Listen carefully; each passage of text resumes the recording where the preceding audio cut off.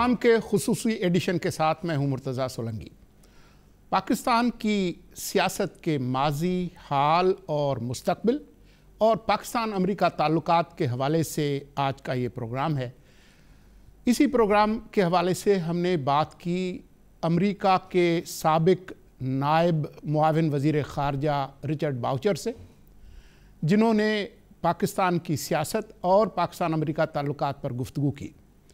इस इंटरव्यू के फ़ौरन बाद हम गुफ्तगू करेंगे पाकिस्तान के बरतानिया में साबिक हाई कमिश्नर वाजिद शमसुल हसन से, जो पाकिस्तान पीपल्स पार्टी से भी मुंसलिक हैं और मोहतरमा बेनज़ीर भुट्टो शहीद के करीबी रुफ़का में शामिल हैं। तो आइए पहले देखते हैं रिचर्ड बाउचर का interview. We're today joined by Ambassador Richard Boucher, who was Assistant Secretary of State for South and Central Asia. Now he's a private citizen, but he engages on issues related to our region. Thank you, Ambassador. Thank you very much for having me. Well, we'll ask you a few questions about yesterday, a question or two about today, and a question or two about tomorrow, since all three are linked. And since you have been in one or the other way related to some of our political recent history, let me just start off with the first question. There's much talk about a deal between international guarantors, including United States, and former Prime Minister Benazir Bhutto before she came to Pakistan.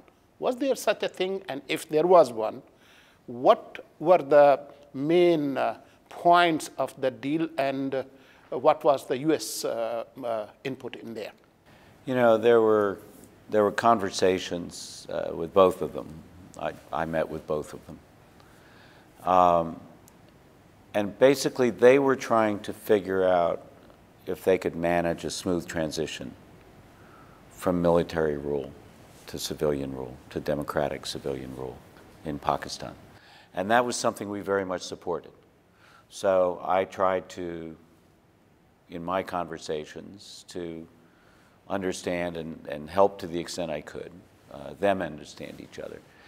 Obviously, you know, if you remember those times, there was a lot of turmoil. There were issues that President Musharraf raised by going after the Chief Justice. There was the lawyers' movements. There was, you might call it, the first upswelling of the civilian opposition, the start of the political campaign. But to the extent that they could figure out things like, you know, who would President Musharraf continue in some point, you know, in some role? When would Benazir come back to campaign? How would the post-election coalition be handled, if there was one, depending on who got how many votes? I think what they both wanted was a smooth transition. I think we recognized, and Benazir Bhutto recognized, you know, she'd been prime minister twice before, and yet, you know, she was thrown out, I guess, once by the military, once by the president. And so none of us wanted that to happen again. And while they didn't, you know, they didn't really reach any understandings, I mean, that's obvious from the way things played out. And then we had this horrible and terrible attack that killed Benazir Bhutto, which is a great loss for all of us, but especially to Pakistan, I think. You know, all I can say is congratulations to the people and politicians of Pakistan that you went from military rule to civilian democratic government. You had the first government in Pakistan's history that finished its 5-year mandate. You're now about to have a second. And I think establishing that Pakistan can govern itself democratically. And that's a great achievement. Was it part of the conversation between Benazir Bhutto and Musharraf that she will not come to Pakistan before elections?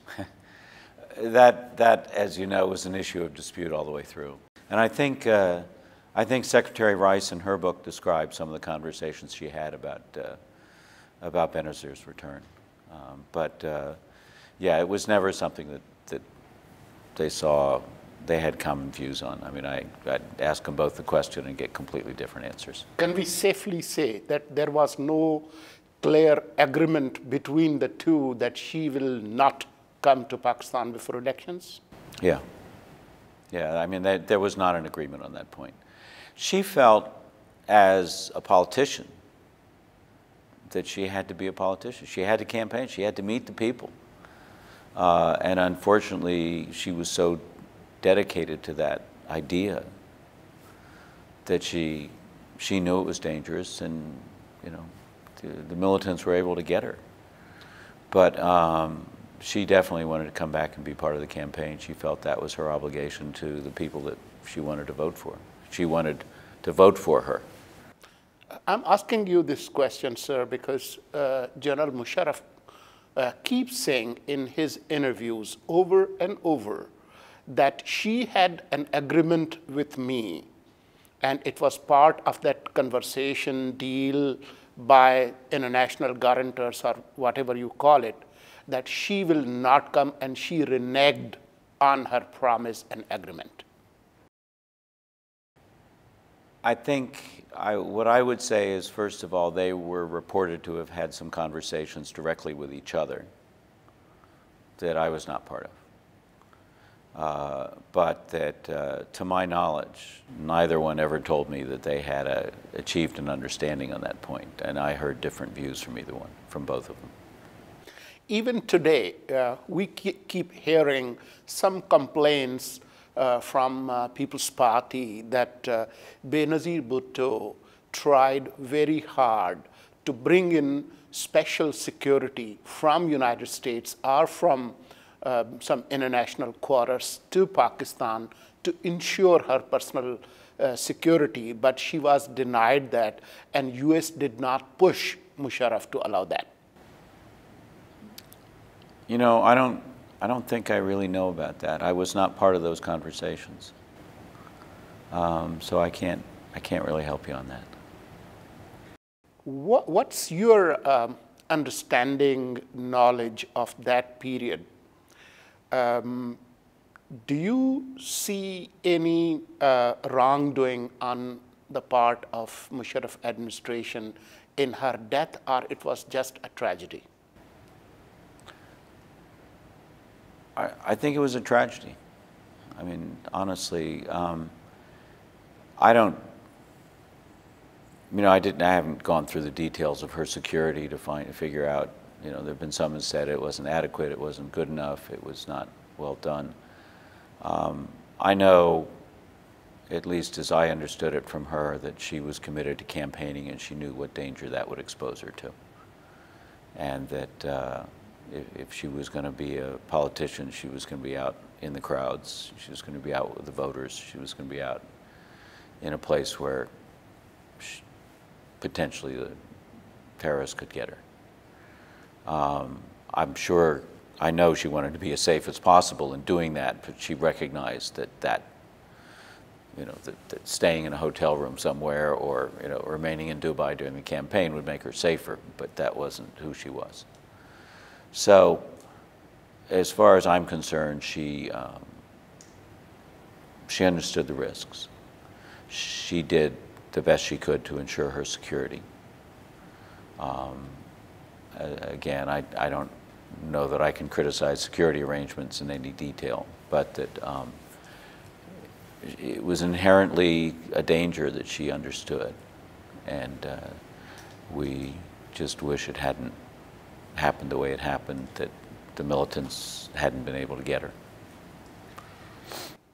What's your understanding of the recent events during the Obama administration, when in the beginning it started to feel everything was hunky-dory and things were moving to a great start? You had that Kerry Lugar-Berman bill, and then you have Raymond Davis, then you have OBL raid, you have Salalah incident.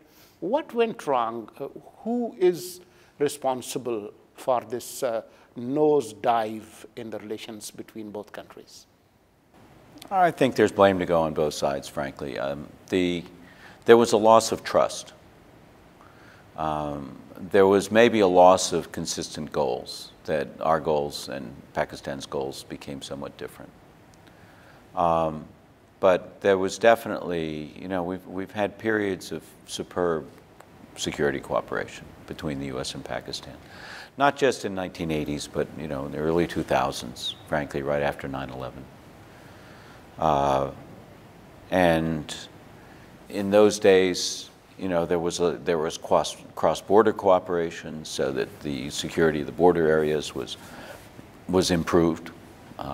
There were, you know, so-called hammer and anvil operations where, you know, each side would move and kind of squeeze the militants between them so that people could, we or you could achieve the goals.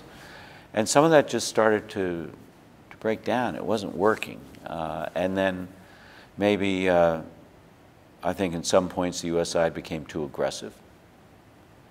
And then you started having places where we thought Pakistan was inconsistent in its policies, the Quetta Shura, things like that, some of the Lashkar-e-Taiba folks. So it just kind of, you know, we started finding fault with the other side. And we lost the trust more than anything. And so, I mean, one of the interesting things about these Track 2 conversations we had, including the one we had this morning, is, you know, all of us are experienced, and all of us have a lot to say, and all of us, you know, still have in our hearts some things like, why didn't you do this? Why didn't you do that? You know, and they're coming at us, and we're going at them. But there is this feeling like we can rebuild this trust. There's a fundamental goal that we share, and that's to help Pakistan become a safe, democratic, civilian-led society. And same in Afghanistan. And I think there's a common understanding that the extension of civilian government, the extension of the government to all the areas of the territory, and the ability to control its borders, that those are essential elements, and that is both a military task, a police task, but also criminal justice, also, you know, supporting women, supporting youth, helping with education. And it's a broader stabilization effort that we need to be engaged in together, and that there are not just that general concept, but there are specific things we can do together. But now, besides the good thing, the democratic continuity in Pakistan, we have a mess. We have a mess in Afghanistan. We have a mess in India-Pakistan relations. And we have a big mess, you know, that we inherited from the last years of Obama administration. With new sheriff in Oval Office, Mr. Trump, what do we do now? Can you suggest something, and what can you predict what's going to happen now? Well, I can't predict what's going to happen now. I think the United States is, the new administration is still getting their act together. There's not a lot of indicators of exactly where they want to go. Excuse me. So it's really speculative at this point. The people aren't in place. We saw the announcement, or I guess it's not quite an announcement, the rumor of Lisa Curtis taking a job at the National Security Council. Frankly, that would be a very good thing. She's widely admired and very experienced. But I think there's a couple ways to look at it. First is, you know, we've got a new president who has indicated that ISIS and Daesh, whatever we call them, and that kind of militancy is, you know, a top priority. And we know those people are trying to spread into this part of the world, Afghanistan and Pakistan.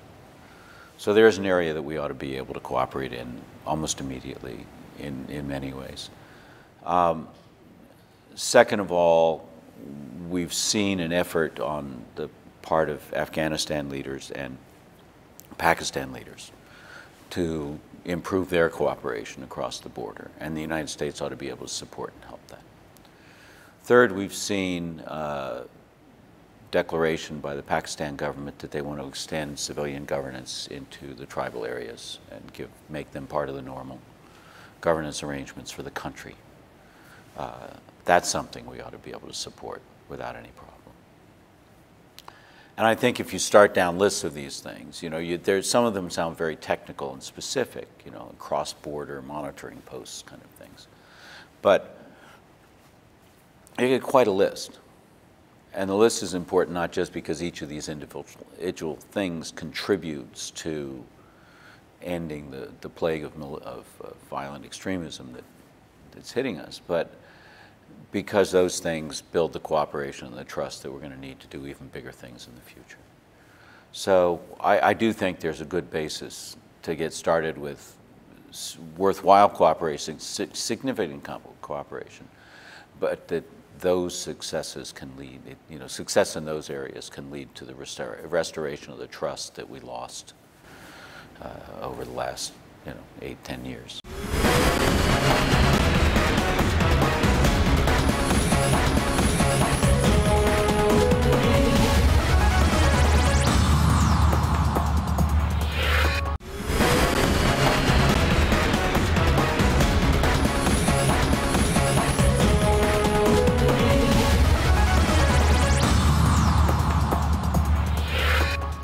Do you see any regional solution taking place vis-a-vis Afghanistan and peace and security and stability in Afghanistan? And if there is such a thing, what would or what should the United States do? I very much believe that the solutions would be found inside Afghanistan, that the attempts to improve Afghan government operations, services, capabilities, improve the ability of the Afghan government, whether it's police or military, to provide security to its people. Those kind of things will provide the fundamental stability that Afghanistan needs, and frankly will create an Afghanistan that people throughout the country want to be part of, and even that the displaced people want to be part of. So I do think that outsiders, neighbors, people like the United States have a role in helping that process along, but that needs to be the focus. And that getting the parties together from the outside, like the very beginnings of the Bonn Agreement, to design an Afghanistan, it's not going to work. That's not where we are now. We're at the point where an Afghanistan that's solidly based on a government of Afghanistan should be the goal, and that all of us need to help that. And that means providing assistance, that means providing support, that means pressuring the Taliban to lay down their arms and figure out how they're going to participate in that process. It means making sure that outsiders are not interfering in that process. So has to be conversations with everybody. But fundamentally, it's what are you doing to help support and improve a stable Afghan government? Since you have interacted and engaged this region in your official capacity, and you still follow this region, you understand that some of the problems of security-heavy state that we live in has a lot to do with our relations with our neighboring country, India. What do you advise both? How do we disengage? Well, I think you disengage by engaging. I mean, there have to be conversations, and I'm a firm believer in regular conversations with adversaries, even if you end up shouting and yelling at each other, but that conducting the regular conversations is very important. And if those can be at higher levels, that's even better. So, encouraging Prime Minister Modi and Prime Minister Sharif to actually meet more often and have serious conversations, I think is important. Second is, some of these issues can be solved.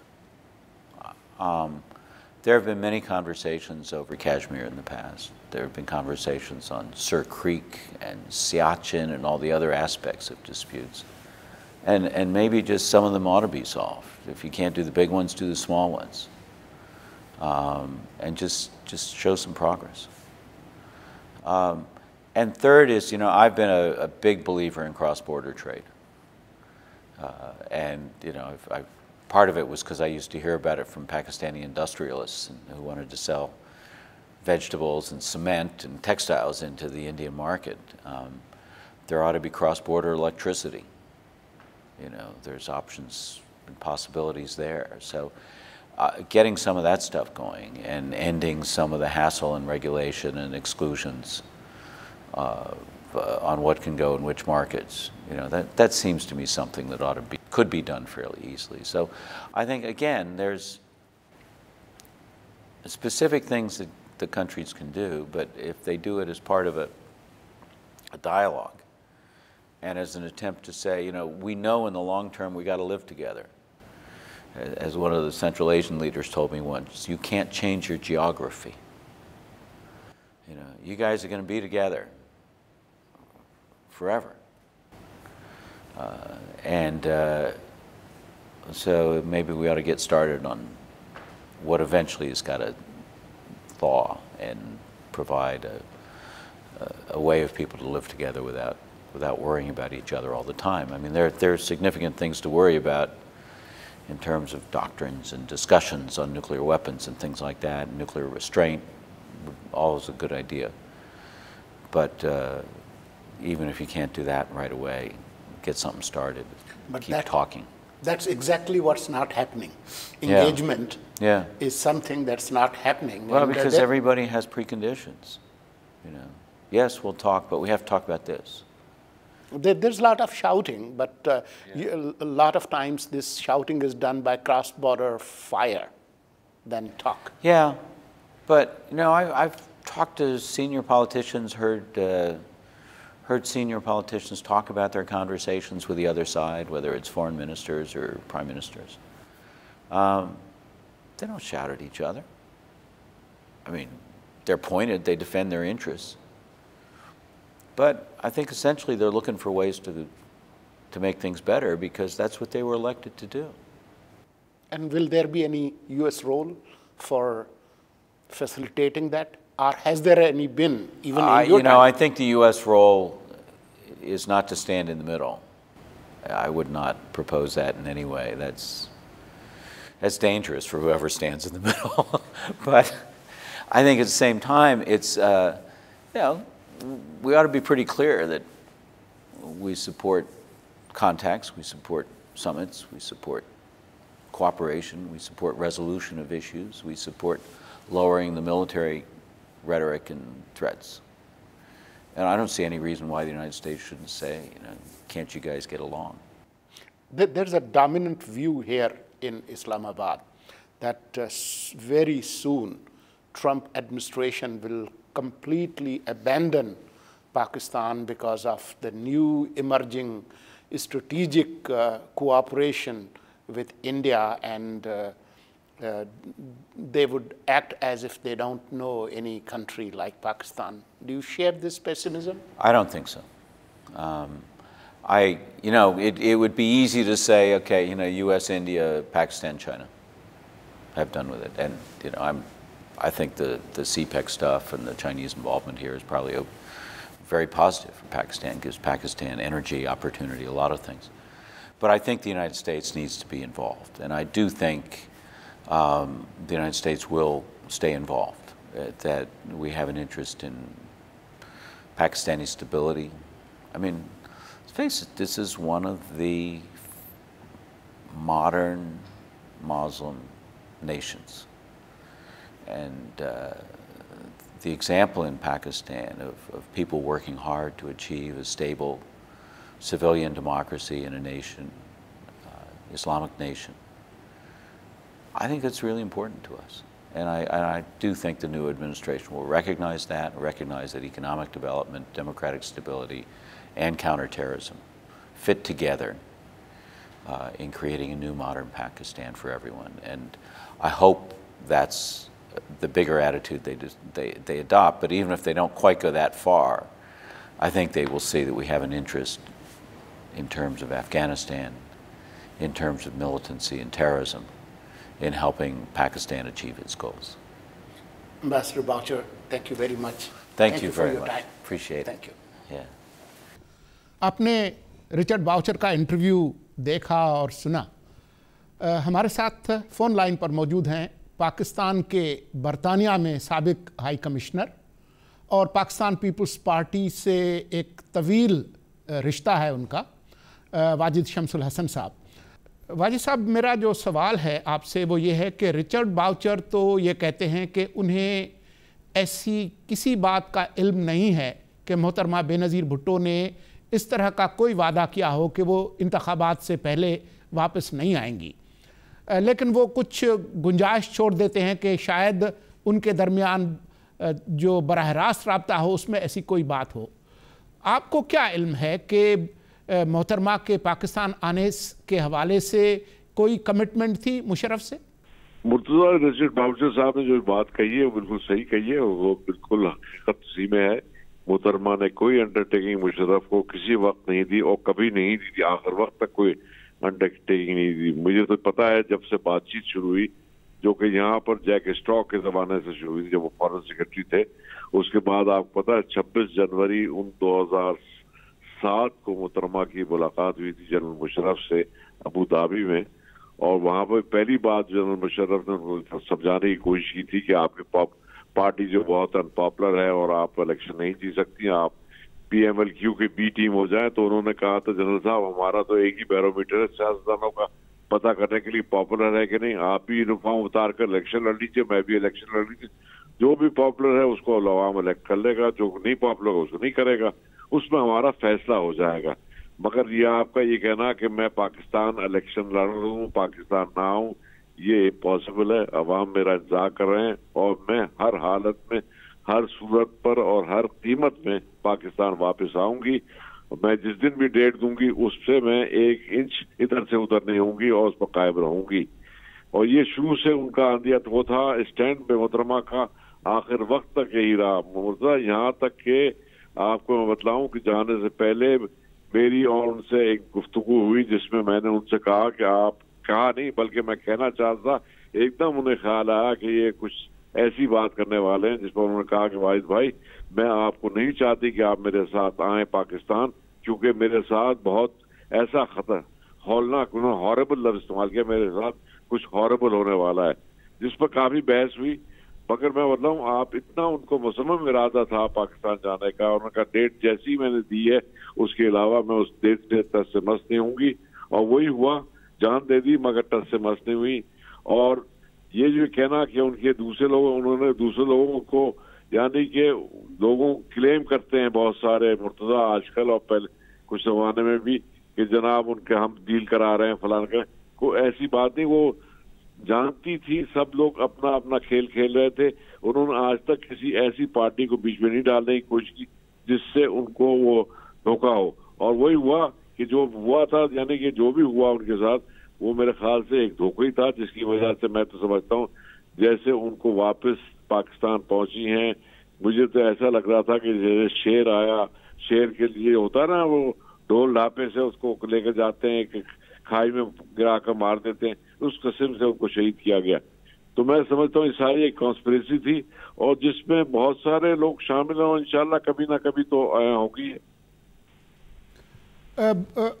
Wajid भाई जी, वाजिद भाई, एक बात जो voucher से मैंने पूछी वो ये थी कि क्या मोहतरमा बेनज़ीर भुट्टो ने कोई ऐसा मुतालबा किया था कि अमेरिका से कुछ खुसूसी स्पेशल सिक्योरिटी के लोग आएं और मुशर्रफ उसकी इजाज़त दे, जो कि मुशर्रफ ने नहीं दी।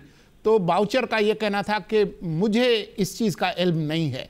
आपको कुछ पता है? नहीं मुर्तज़ा, इसके बारे में मैं आपसे अर्ज कर दूं कि मोहतरमा को कई दफ़ा ऑफर हुई, यहाँ बरतानिया से भी हुई और अमेरिका से भी हुई कि हम अब सिक्योरिटी का आपका वो करते हैं। मोहतरमा ने कहा कि देखिए पाकिस्तान में परसेप्शंस बहुत जल्दी क्रिएट होते हैं, मुझे कोई ऐसी सिक्योरिटी नहीं चाहिए जिससे इससे मालूम हो कि मैं बाहर के लोगों के बलबूते बाहर हूँ। मेरे अवाम जो है मेरी ताकत है, मैं उनके बलबूते पर पाकिस्तान जा रही हूँ। मुझे उनकी सिक्योरिटी सबसे ज्यादा मुझे एक्सेप्टेबल है, बजाय इसके कि फॉरेन पावर की सिक्योरिटी लूँ। तो उन्होंने साफ साफ यानी कि जितने भी किसी ने भी उनसे जिक्र किया कि हम सिक्योरिटी प्रोवाइड करते हैं, वो दूसरे ममालिक ने भी किया कि हम आपकी को करते हैं, उन्होंने कहा मुझे कोई ऐसी सिक्योरिटी की जरूरत नहीं है, ना चाहिए, ना मैं चाहती हूँ, क्योंकि मैं नहीं चाहती कि लोग ये कहें कि ये फलाने मुल्क के एजेंट होकर आ रही हैं, जो एजेंट मौजूद हैं वही काफी हैं, इससे बात के बजाय इसके के दूसरे मुझ पर चार्ज लगाए, मैं नहीं ऐसे चार्ज के लिए मुतमिल हो सकती। और इसीलिए उन्होंने हर चीज करती, बावजूद सही कहते हैं कि अगर देखिए अगर बीबी रिक्वेस्ट करती, मोहतरमा रिक्वेस्ट करती, तो रिचर्ड बाउचर से कहती कि आप मुझे सिक्योरिटी प्रोवाइड किए। उन्होंने कॉन्डोलीजा राइस से कहा था कि मुशर्रफ जो कहता है ना कि मुझे सिक्योरिटी प्रोवाइड करेगा, ये बिल्कुल झूठ कहता है, ये कुछ नहीं करेगा, ये हमेशा जो है एक बात कहता है और दूसरे लम्हे उससे मुकर जाता है। उन्होंने ये भी कहा कि मुझे पता है कि मुझे सिक्योरिटी नहीं मिलेगी, जिस पर कॉन्डोलीजा राइस ने कहा नहीं हमारे अमेरिकन एम्बेसडर जो है वो लुक आफ्टर करेगी आपको। देख उन्होंने कहा मुझे कोई जरूरत नहीं, मेरे अवाम काफी हैं वहाँ देख लुक आफ्टर करने के लिए, और जहाँ तक है जो होना है वो तो होगा, मगर मैं जाऊंगी पाकिस्तान। और यानी कि हर लम्हे हर मौके पर जब भी उनको डायरेक्ट सजेस्ट किया गया या इनडायरेक्टली सजेस्ट किया गया कि आप ना जाएं और आपकी जिंदगी खतरे में है, उन्होंने हमेशा यही कहा कि नहीं मैं जाऊंगी, चाहे मेरी जिंदगी जो है वो तो अल्लाह के हाथ में है, और वो जो कुछ भी होगा देखा जाएगा, मैं जाऊंगी जरूर। मैंने वादा किया है अपने अवाम से, इतने अरसे से वो मेरा इंतजार कर रहे हैं, मेरी उनकी एक्सपेक्टेशंस बिल्ड हुई हैं, मैं जाना मेरे लिए बहुत ही जरूरी है, और ये इसमें कायम रही है आखिर वक्त तक। आप देखा जिस हालात में वो गई है पाकिस्तान। वाजिद भाई अगर मुख्तसरन बता सके, मेरे पास कोई 1 मिनट है, कि कुछ तो अंडरस्टैंडिंग थी पीपल्स पार्टी और मोहतरमा और मुशर्रफ के दरमियान, क्योंकि हमने NRO भी देखा, हमने ये भी देखा कि मुशर्रफ ने वर्दी भी उतारी नवंबर 2007 के अवाखिर में, तो जो जिसको अंग्रेज़ी में स्टिकिंग पॉइंट थे, जो फड्डा था वो किस चीज़ पे था, अगर मुख्तसरन बता सकें। देखिए मैं बताऊँ, उसमें मुख्तसर तो नहीं बताया, लंबा किस्सा ही है, मगर बात ये बताऊँ मैं आपको मुख्तसर। एक मुशर्रफ जो था कि पीपल्स पार्टी के मेंबर जो हैं वो असेंबली से रिजाइन न करें, सेनेट से रिजाइन न करें, क्योंकि ना जब इलेक्शन वो अपना इलेक्शन करवाना चाहता था पार्लियामेंट पार्लियामेंट से, तो उसकी एक कंडीशन थी कि मैं यानी कि पीपल्स पार्टी वगैरह वाले सारे के सारे असेंबली में मौजूद। पीपल्स पार्टी ने आपको पता है कि 4 अक्टूबर को अनाउंस करना था कि वो पार्लियामेंट से इस्तीफा दे रही है, उसके लिए फिर उसका इलेक्टोरल कॉलेज जो था मुश्किल हो जाता है मुशर्रफ का। पीपल्स पार्टी ने इस बात पर कि फ्री एंड फेयर इलेक्शन कराएगा, यूनिफॉर्म उतारेगा, उस कंडीशंस पर उसको यानी कि उस रिजाइन नहीं किया था, और यही अमेरिका ने कहा था कि भाई आप जो है रिजाइन ना करें। देखिए एक और बात कही जाती है, मुर्तजा की बीवी ने उनसे अंडरस्टैंडिंग हुई है कि मुशर्रफ से वो प्रेसिडेंट हो जाएंगे, वो प्राइम मिनिस्टर हो जाएंगे। भाई मुशर्रफ तो प्रेसिडेंट पहले ही हो गए थे इलेक्शन से, वो तो जैसे जैसे उन्होंने हमारे वजीर आजम यूसुफ रजा गिलानी साहब को वोट दी थी, नवाज शरीफ साहब के दूसरे अपने जैसादार और फाइनेंस मिनिस्टर जो हमारे गवर्नमेंट में थे कोalition में, उनको वोट दी थी, वैसे ही वोट देते अगर बीवी भी इलेक्शन हो जाती प्राइम मिनिस्टर। तो इसमें तो कोई इतराज ही नहीं था कि वो अगर गुलाम इसाक, आपको पता है गुलाम इसाक कितने मुखालिफ थे बीवी के, उसके बावजूद उन्होंने उनसे वोट लिया था। तो ये तो पॉलिटिक्स में ऐसा होता है। और मुशर्रफ को आप देखा कि 4 महीने के अंदर 6 महीने के चले गए वो इलेक्शन के बाद। जी जी, तो ये सब चीजें थी। अब इतना लंबा किस्सा है, जाहिर है ये तो लंबा किस्सा है। वाजिद शमसुल हसन साहब आपका बहुत बहुत शुक्रिया। इसी के साथ हमारा आज का प्रोग्राम खात्मे को पहुंचा। मुर्तज़ा सोलंकी को इजाज़त दीजिए। खुदा हाफिज़।